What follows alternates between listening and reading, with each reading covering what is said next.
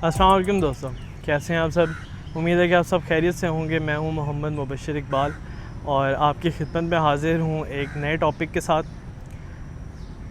हमारी आधी ज़िंदगी जो है वो अल्लाह ताला से ज़िम्मेदारियां मांगने में गुजर जाती है कि अल्लाह हमें इस चीज़ का ज़िम्मेदार बना दे, अल्लाह हमें इस चीज़ का ज़िम्मेदार बना दे। असल में होता क्या है कि हमारी जो ये ख्वाहिशात हैं यही हमारी ज़िम्मेदारियां होती हैं और ये एक दिन अल्लाह हमें दे भी देता है। कोई भी चीज़ जो है वो उसका एक वक्त मुकर्रर है अल्लाह के पास, वो उस वक्त मुकर्रर पे हमें जो मिल ही जानी होती है, ठीक है। ना भी मिले तो वो अल्लाह की तरफ से आजमाइश होती है या उसका कोई नेमुल बदल। अल्लाह ताला कहता है कि मैं जिसको चाहूँ जितना चाहूँ अता करता हूँ। हमारी ज़िम्मेदारियों में एक बहुत बड़ी ज़िम्मेदारी जो है वो अल्लाह ताला ने औलाद की है, जो हमारे ऊपर अल्लाह ताला आयद करता है औलाद की सूरत में, माल की सूरत में। और अल्लाह ताला कहता है कि माल तुम्हारा और तुम्हारी औलाद, ये मेरी तरफ से आजमाइश है मेरे बंदे पे। अब मसला कहाँ पेश आता है कि जिस वक्त हम अपनी आधी ज़िंदगी में तो उस ज़िम्मेदारी को मांगते हैं अल्लाह ताला से, दुआएं करते हैं, मनते मानते हैं, ना जाने किस किस से दुआएं करवाते हैं कि या अल्लाह हमें औलाद जैसी जो नेमत से नवाज दे। और अल्लाह ताला जब हमें औलाद अता करता है तो हमारी ज़िंदगी में बहुत सारी जगहों पे ऐसा देखा गया है, वो हमारे माशरे में ये चीज़ आम हो चुकी है कि औलाद जैसी खूबसूरत नेमत मिल जाने के बाद इंसान नाशुक्री की तरफ आता है। और नाशुक्री किस सूरत में करता है इंसान? उस ज़िम्मेदारी से फ़रार हासिल करके। जब आपके ऊपर एक इंसान की, देखें ना, एक अल्लाह ताला ने जान पैदा की है, अल्लाह ताला ने उसमें रूह डाली है, अल्लाह ताला ने उसमें खून डाला, अल्लाह ताला ने उसके सीने में दिल रखा है, उसको दिमाग अता किया, उसको एक सोच अता की है कि वो आपके नक्शे कदम पे चलेगा। वो आपके रहन सहन से लेके आप जो ज़िंदगी में अपने तजुर्बात से नतीजे अखज़ करते हैं, वहाँ तक वो बच्चा, वो एक छोटी सी जान जो है वो आपको फॉलो करती है।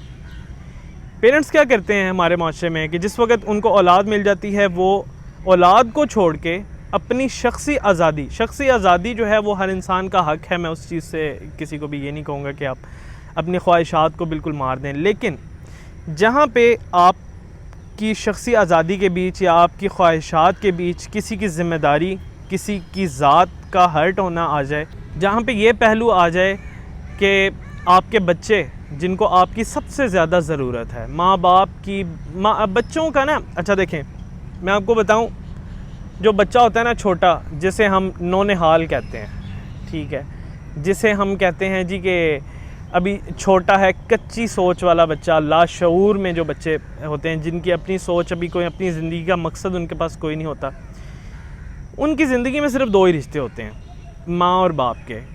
माँ बाप के लिए रिश्ते और भी होते हैं, ठीक है जी, माँ बाप के लिए बहन भाई भी होते हैं, लेकिन वो बच्चा बहन भाई को, अपने कज़न्स को, अपनी फुप्पी को, ताया चाचा मामा, इन सब को एक ही कैटेगरी में रखता है और अपने माँ बाप को अलग कैटेगरी में रखता है। और वो उसके लिए जो है माँ बाप वाला रिश्ता वो बड़ा अनमोल होता है, उसने सब कुछ उन्हीं से सीखना होता है। हमारे माशरे में माँ बाप बच्चों को छोड़ के हज पे जा रहे हैं, उम्रे पे जा रहे हैं, जबकि बच्चों को उस 40 दिन के हज से ज़्यादा अल्लाह ताला ने जो ज़िम्मेदारी आपके ऊपर आयद की है वो उस बच्चे की परवरिश की है, वो उस बच्चे की अच्छी तरबियत की है, जो उसके बाप के ऊपर और उसकी माँ के ऊपर आयद होती है। मेरी नज़र के अंदर, आप मेरी राय से इख्तलाफ भी कर सकते हैं, आपको हक़ है, लेकिन मेरे ख़्याल से वो बच्चा ये डिज़र्व करता है कि उसके पास रहा जाए, उसको लीड किया जाए। देखें, यही अल्लाह ताला की निशानी है। अल्लाह ताला कहता है कि हकूकुल्लाह जो हैं वो उनकी बख्शिश हो जाएगी, वो मेरे मामले की चीज़ें हैं, लेकिन बंदे के साथ आपकी औलाद भी उन्हीं बंदों में शामिल है, आपकी औलाद भी उसी मखलूक अशरफुल मखलूक़ात में शामिल है जिसमें बाकी माशरा आता है। उसके साथ की हुई ज़्यादती या उसका मारा हुआ हक़ मैं नहीं छोड़ूंगा।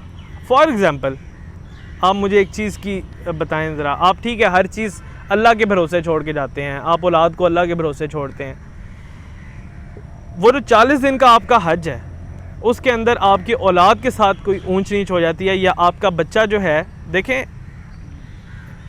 اللہ تعالیٰ نے بھی تو وہ ذمہ داری آپ کو دی ہے نا. اگر آپ یہ کہتے ہیں کہ ہم اللہ کے سپرد کر کے جا رہے ہیں، تو اللہ نے بھی تو وہ بچہ آپ کے سپرد کیا. اللہ نے تو آپ کو اس چیز، آپ پورا کنٹرول دیا کہ آپ اس بچے کو اپنے طور طریقے سے ایک اچھی جو ہے مثبت شخصیت میں ڈھال سکتے ہیں. پھر ہمارے ہاں کیا ہوتا ہے کہ ہماری جو مائیں ہیں، اسپیشلی ہمارے آج کل کے معاشرے کی جو ان سے، میں اس کو یہ کسی کلاس سے، مڈل کلاس سے یا اپر یا لوور کلاس سے یہ چیز جو ہے بلانگ نہیں کرتی. یہ دور حاضر کے ہر گھر کی کہانی ہے. ٹھیک ہے، ہماری مائیں اپنے بچوں، ان کو یہ نہیں پتہ کہ ہمارے بچے کے دماغ میں کیا چلتا ہے، میرا بچہ اپنے دل میں کیا بات رکھتا ہے، وہ کس چیز کو لائک کرتا ہے، کس چیز کو ڈس لائک کرتا ہے، اس کا کسی سے کوئی جھگڑا ہوا ہے یا نہیں، اس کو کسی چیز کی کوئی پریشانی تو نہیں ہے. لیکن اسے یہ پتہ ہے کہ فلاں ڈرامے کے اندر ساس کا بہو کے ساتھ کیا جھگڑا ہوا ہے، فلاں ڈرامے کے اندر کس نے کس کا قتل کیا، کس نے کس کو تھپڑ مارا، کس نے کس کو طلاق دی. یہ ساری چیزیں ہماری ماؤں کو ازبر ہوتی ہیں.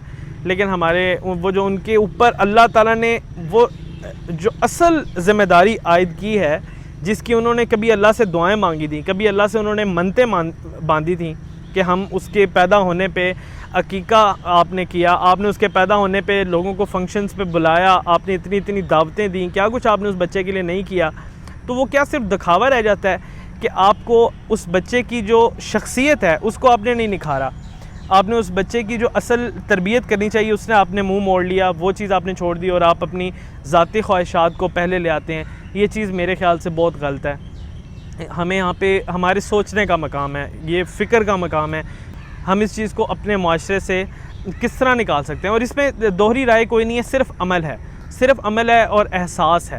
اور سیدھی سی بات ہے کہ اس میں سب سے بڑا فیکٹر ناشکری کا ہے کہ ہم یہ ناشکری ہے، یہ سیدھی ناشکری ہے کہ ایک چیز مل جانے کے بعد آپ اس کی جو ہے نا، جیسے ہم اللہ کی دی ہوئی چیزوں کی، حرمت والے مہینے کی یا اللہ تعالیٰ کی آسمانی کتابوں کی بے حرمتی کرتے ہیں، اسی طرح ہم اللہ تعالیٰ کی عطا کردہ ان نعمتوں کی ناشکری کر رہے ہوتے ہیں.